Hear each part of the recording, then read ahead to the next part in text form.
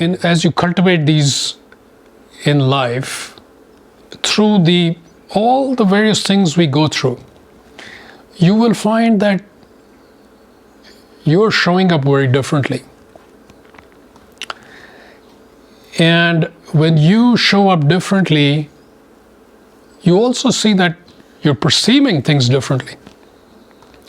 So in fact, the same newspaper headlines look different. What do I mean by that? When you see that from this place of connection, benevolence, inspiration, flow, you see whatever is going on is going on. And instead of A, judgment, B, distance, and C, a sense of getting unsettled.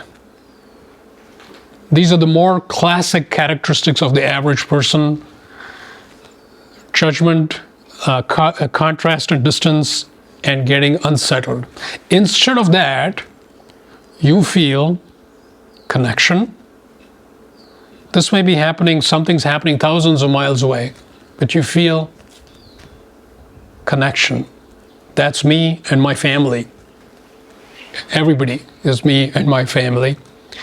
So you feel this empathetic resonance with whatever's going on, and you feel, instead of quickly jumping to who is at fault here, let's find the culprit, which is the common tendency.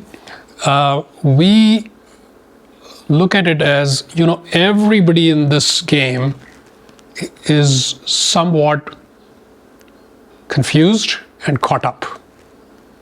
So we are not looking for who's culpable, who's to blame. We are certainly aware of what's going on, but instead we look at it as from a more neutral place, because we ourselves are anchored in a place which feels like all is well, all is good, at a very deep level. And so because of that through osmosis is transferred onto anything we perceive, anything we encounter, including this news headlines.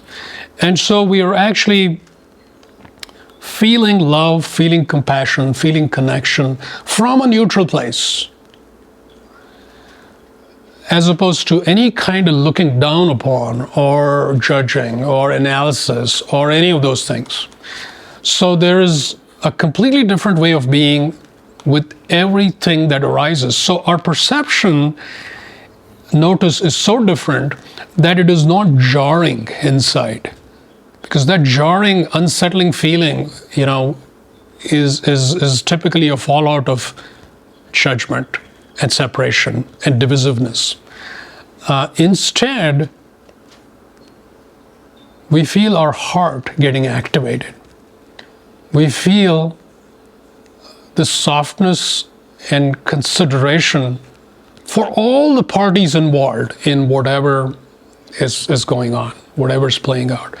So we feel this tremendous sense of, I'm part of this, I'm one with this, I'm no different than any of this, and there's goodwill for all parties. Plus, there's a knowing that no matter how awful whatever seems, that deep down, it's not what it appears to be. Deep down, it's all okay. Because every one of us are not this physical being that we appear to be. So when you look at the non-physical essence of everybody in whatever that storyline is, you see that, wait a minute, everybody is this beautiful, magnificent essence, and no matter what's playing out, that essence is intact, is pristine, untouched, pure. In other words, all is indeed well. All is indeed well. So this can be not just when you pick up the newspaper, but when you go Monday morning and show up for work and you see the first emails trickling in.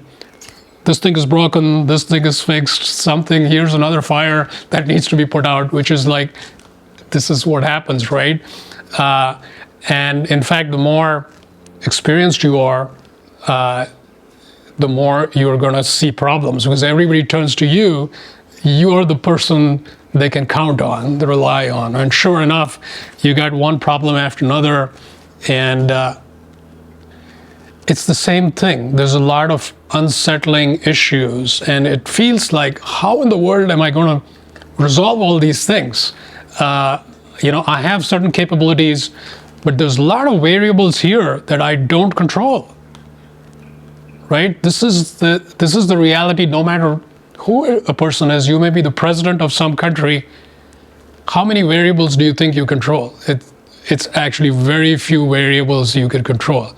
The vast majority of variables are beyond our control. And this can be very stress-inducing for some people, because we like to think that I would love to have a positive impact, but I don't have control. If you give me control, I can do it all.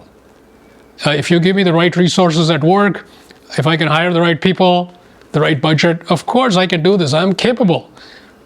But without that, I can't. So we are constantly dealing with resources that we think we need that we can't necessarily control. So this can leave us in a place of feeling helpless, powerless, and take us away from that place of being inspired, in the flow, benevolent, all that. It can kind of drag you out if you're not careful. But in reality, if you stay in the light, if you stay connected to the light, and we'll talk more about that, you don't have to trade these things away. You can still stay in that place. You could still stay in that place. So a lot of it is about being conscious, being aware, staying and maintaining the connection with the light. So that's a little bit about what living in the light is about at a high level.